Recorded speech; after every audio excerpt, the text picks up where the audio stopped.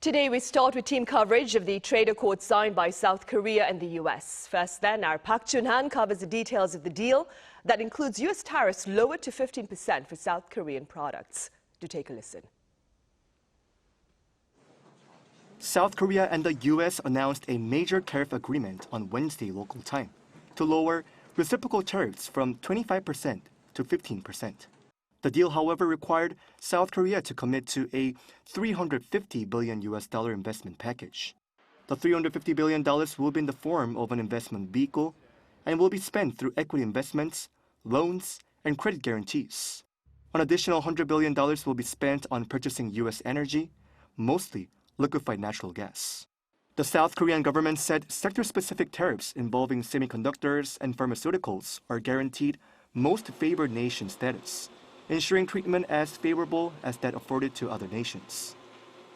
So we've made sure that if we face tariffs in the future on things like semiconductors or pharmaceuticals, we'll receive the same treatment as most favored nation level, ensuring we're not at a disadvantage compared to other countries' agreements.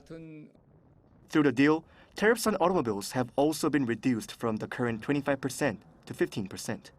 Deputy Prime Minister and Minister of Economy and Finance Koo Yoon-chul commented after the agreement that South Korea's shipbuilding project, which involves large-scale investments by South Korean private shipbuilders in the U.S., played a key role in the tariff negotiations. The most noble part of today's agreement is the $150 billion South Korea-U.S. shipbuilding cooperation package, a project called Make American Shipbuilding Great Again. This agreement will fund new U.S. shipyard construction, workforce training, supply chain rebuilding, and ship maintenance, leveraging South Korea's shipbuilding expertise.